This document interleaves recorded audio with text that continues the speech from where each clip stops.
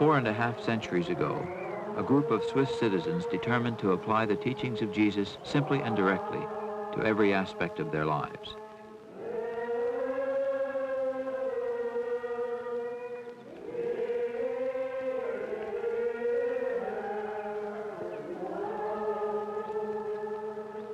Because they would no longer fight or take an oath, and made membership in the church a matter of adult free will, they were considered dangerous utopian heretics. Many of their leaders were killed off, and they were harassed until most of them left the secluded mountain farms of their native Switzerland.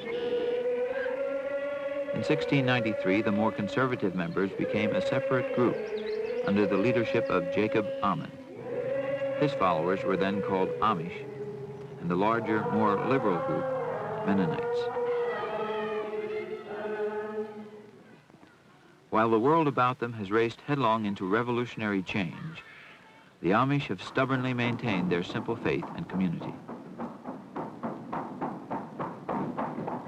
No one can speak for the old order Amish but themselves. They have seldom chosen to do so. They distrust many words. Their life is their testimony. At the New Holland, Pennsylvania horse auction, which thrives on their trade, they enjoy a free and friendly mingling with their neighbors. Although their costume keeps them distinct, they're ready to do business with people of the world. They are involved as buyers and sellers and jockeys. Normally, they will not willingly face the camera because they take the 10 Commandments seriously, including the one against making a graven image or likeness.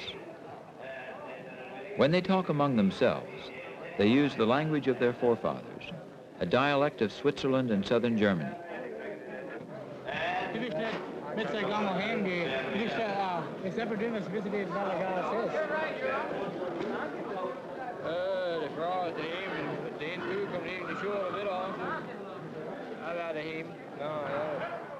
They cherish it as the language of their faith and their community.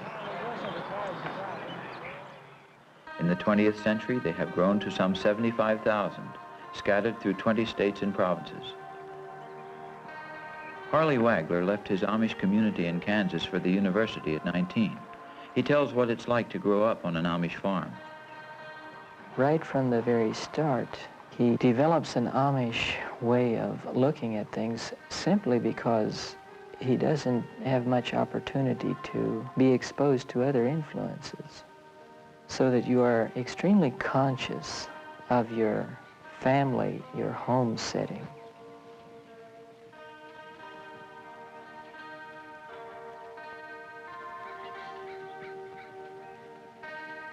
Even in the toys you play with, many of them are homemade or hand-me-downs from your parents or even grandparents. You are very close to nature. I remember I used to spend hours as a child walking out through the trees, looking at insects, birds, animals. They fascinated me. And it was part of my growing up.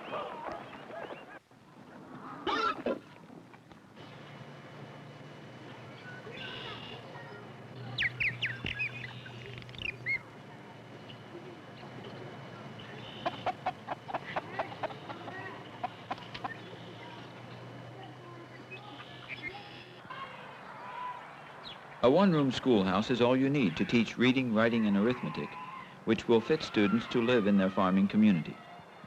When the larger society discarded the 19th century type schools, the Amish set up a system in order to preserve them for themselves. At recess, there's plenty of chance for exercise without expensive worldly sports equipment. Physical and social enjoyment, rather than competitiveness, is the point of the game. Here, the father can be confident that his teaching at home is not canceled out in his children's education. As a lay trustee, he writes and signs the rules for the school he pays for without state funds. Textbooks printed by an Amish publishing house stress the virtues of humility, duty, truthfulness, kindness, and orderliness. Teaching about God is often considered too sacred for the school and left to the church and home. The Amish were deeply moved by the words of Chief Justice Warren Burger in the landmark Supreme Court decision of 1972, which recognized the legality of the Amish educational way within the American system. Justice Burger wrote, "There can be no assumption that today's majority is right and the Amish and others like them are wrong. A way of life that is odd or even erratic, but interferes with no rights or interests of others, is not to be condemned because it is different." The teacher is usually a young woman with a grade school education who has shown aptitude in learning. The Amish teach their children 2 languages, generation after generation. It's the parents, rather than the state, who love their children for time and eternity, and they feel a solemn obligation to nurture their children through innocence to the point of marriage and entering the adult community of work and faith. Between the time when parents yield their control over their children's minds and the time the community takes over, the peer group is of extreme importance. 9, 13, 7, 9. Simplicity is prized. The Amish do not expect the world to understand this. Learning or reading as ends in themselves are seen as detrimental, since they do not prepare a person with the practical skills and tastes needed for life in an Amish community. The Amish have been given the right to substitute for the required high school years training in work at home, carefully recorded in a daily journal, which is reviewed by an instructor. By the time Amish children are 14, most of them prefer to leave school for practical, vocational activities. Their families need them economically, and that gives them a sense of worth. Clothing, like all other aspects of Amish society, is strictly defined by what the Amish call their ordnung. The ordnung is the set of rules which the ministers present. This is the set of rules you live by. Having stopped the clock of style centuries ago, the Amish make their clothing express obedience to the ordnung of the congregation and the suppression of hochmut, or pride. The opposite of pride is demut, or humility. Demut is what you would like to be characterized by, because this is godliness. They delight in the natural colors of the earth, but they very carefully control the use of those colors so that they never become a means by which the individual asserts himself or herself over against the community. Innocent children are not in as much danger of exploiting color for egotistic purposes, but even their dress must declare their identity.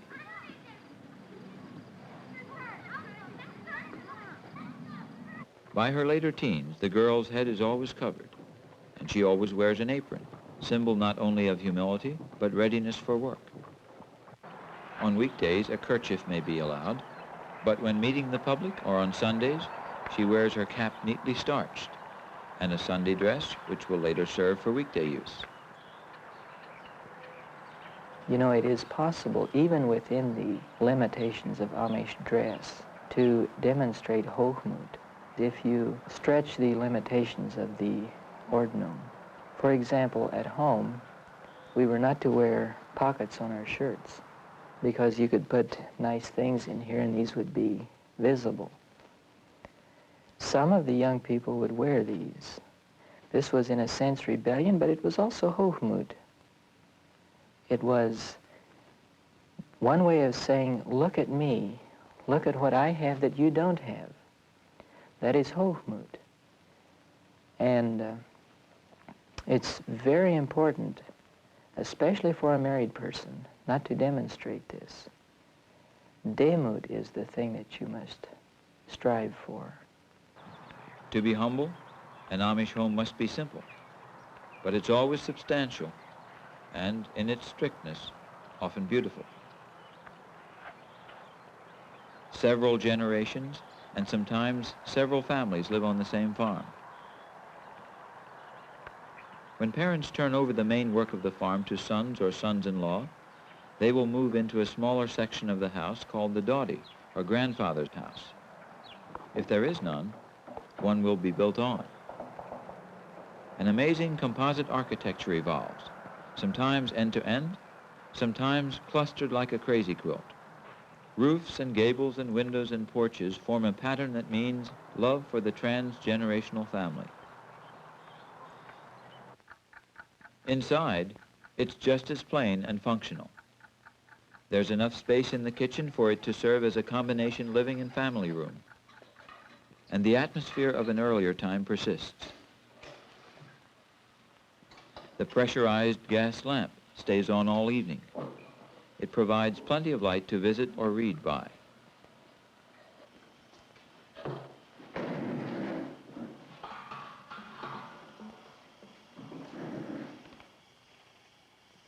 The sitting room is for company, and a few nice things in it speak for hospitality more than pride. A fancy calendar is acceptable because it's old-fashioned. Consciousness of the family extends back through the generations. The Word of God, in German, has the place of respect in the sitting room. Plenty of chairs provide for long Sunday afternoons of visiting. The strictest of the Amish would have no upholstered furniture. Folding doors can be opened to make a large area for church services at home. By Saturday afternoon, preparations for a day of worship and visiting are nearly completed. The Amish don't go to a church. Their church meets in their homes. A special wagon transports benches from house to house.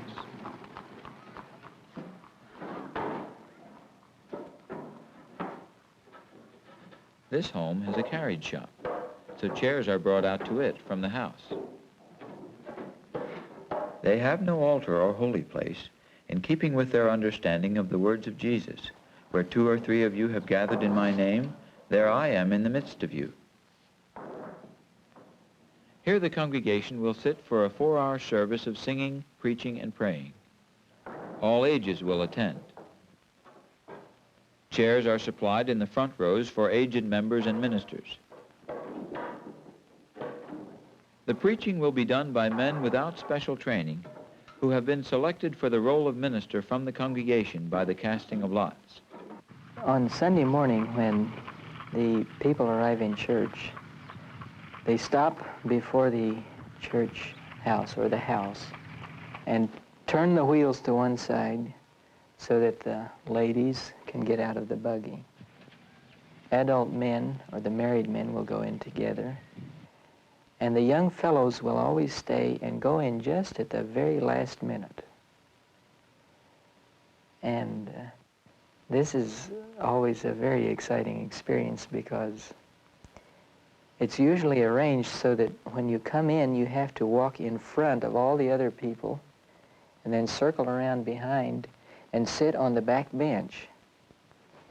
So this is a very exciting experience, especially if you know that the girls out in the kitchen will be watching you as you walk in. For their congregational singing, the Amish use the Ausbund, or selection, the oldest Protestant hymn book in continuous use. It consists mainly of martyr ballads and spiritual songs written by European Anabaptists in the 16th century. They sing by oral tradition, embellishing the ancient melodies almost beyond recognition.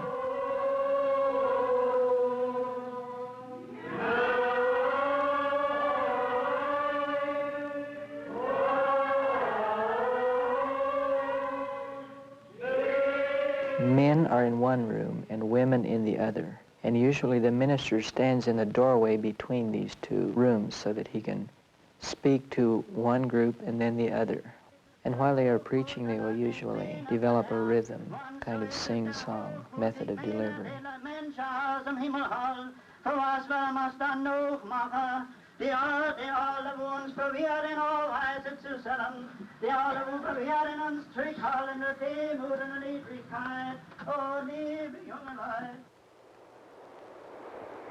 If our electronic civilization should fall, the Amish might be the last to miss it. They have never stopped employing the simple sources of energy that make nature seem like a friend. The wind lifts water to an old railroad tank car upended at a spot on the farm higher than the buildings, and gravity takes it back down to the faucet. So much of what seems different about the Amish is only their continuing to practice what everybody used to, long after almost everybody else has stopped doing it. Wind isn't the only free energy the Amishman taps. By damming the stream in his meadow, the farmer stores up enough power to turn a little wheel, even when there's no wind. It works for the family night and day, and even when the neighbor's electricity goes off, there'll be constant running water for man and beast on this Amish farm. The standard color for the Amish family buggy in Lancaster County is gray. Made by his own people, it may cost the Amishman $1,500. He resisted electric lights until modern traffic and state laws made them necessary. Now his lights flash a constant warning along country roads, pre-20th century vehicle ahead. As the gap widens between the Amish ways and those of their neighbors, place is saved for them in a kind of amazement that such ways could survive so far into the 20th century. And it isn't easy.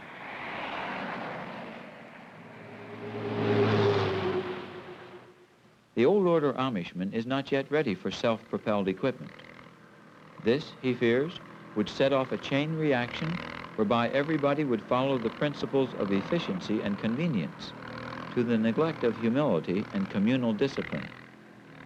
Still, he doesn't object to the internal combustion engine and places it on horse-drawn equipment without any concern for his neighbor's inability to figure out what seems to be an inconsistency. It makes sense to the Amishman. It simply means that he will not let modern technology run away with his community or his family at its own pace.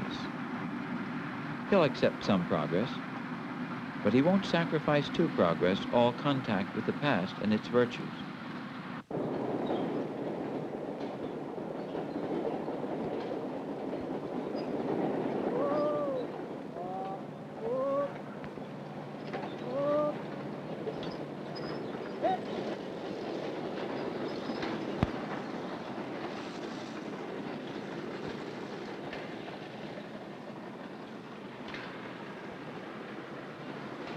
What the Amish lose in speed, they gain in fellowship. Work, under the right circumstances, is as enjoyable as play. Shared work is, in many cases, the Amishman's recreation.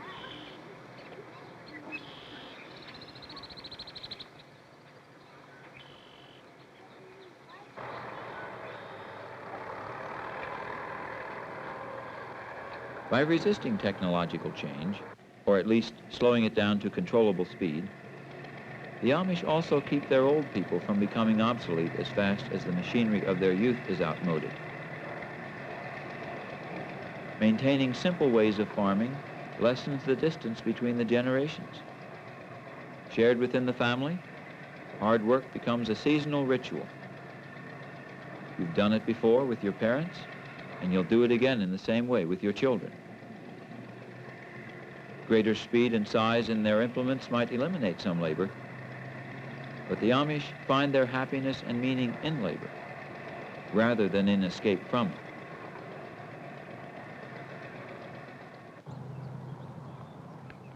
John Fisher, a businessman, grew up in an Amish home in Lancaster County. The child learns to work primarily by imitation. He learns to respect work because it's close to shameful to be lazy. He begins to work as soon as he is physically capable.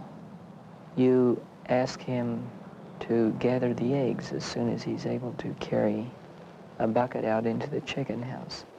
He is taught to have responsibility.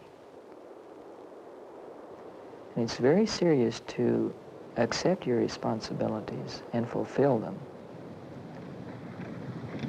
You like play very much too. But in order to enjoy play, it's good to have some work done so that you feel you deserve play.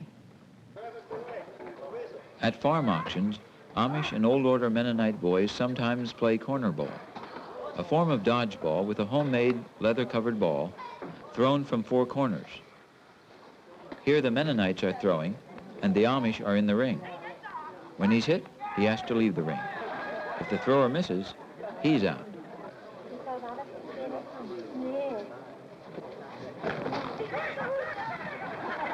The game will go on most of the day.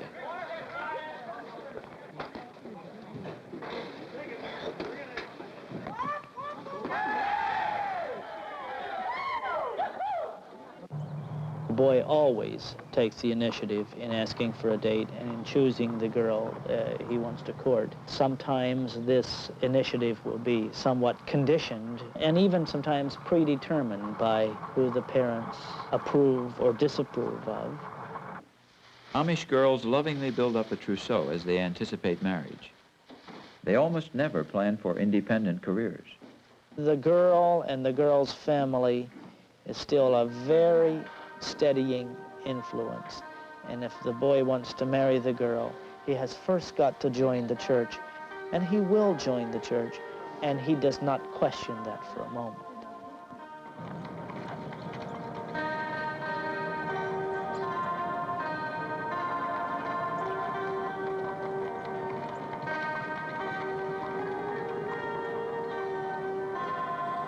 I have a good friend in the Old Order Church and happily married. He has a nice Amish wife and 2 children. And they live just as simply as his parents did. He said it's much better to be back on the farm because you are closer to God.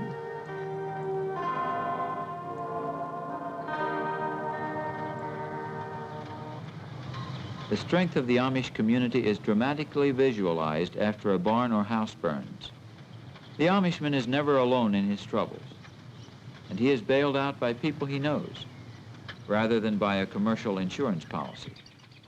Everybody just automatically gets together. There's no word that goes out. It's a happening, and it happens, and it always happens the same way.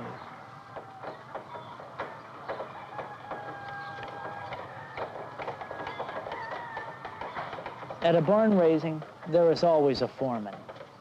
The carpenter foreman is the overall foreman and overseer, but you will very seldom hear or notice the carpenter foreman because he delegates leadership silently and forcefully and really has things very well organized.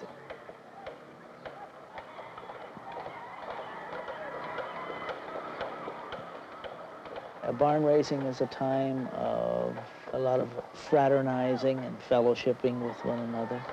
They're there because it's a time to get together and do something with the rest of the people.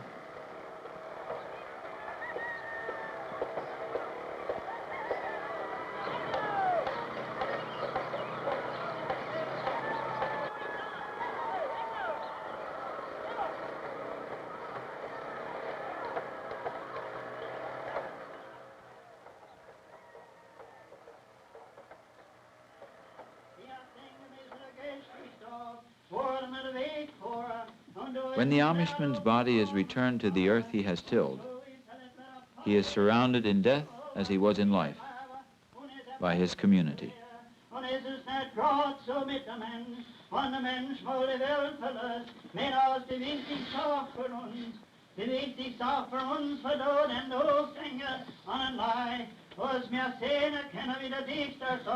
Hier Menschen, lange warst du bist, dann hier was unser Leben ist, schnell schwindet unsere Lebenszeit, auf Sterben folgt die Ewigkeit, wie wir die Zeit in uns gewandt. Here, man, discover what you are.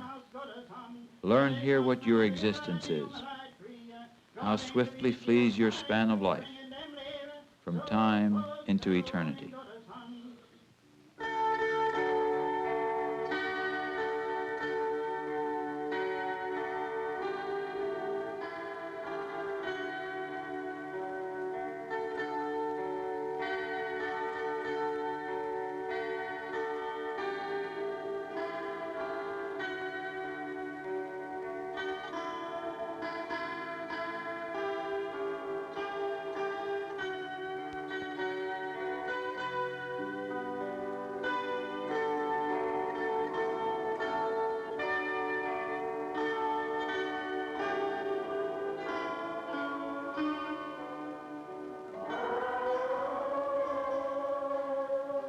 They are a people who, in their respect for the law of God, cherish the earth and keep it, who will not sacrifice community for convenience, who have not been caught up in progress, who know how to accept limits, who believe that order brings unity and contentment. A people who have not yet been able to accept fully the first stages of the Industrial Revolution, though they live in its latter phase. A people who don't discard the past, who fear pride, and who don't argue with nature, who live what they believe. People who are in the world, but not of it. A people of preservation, a people of God.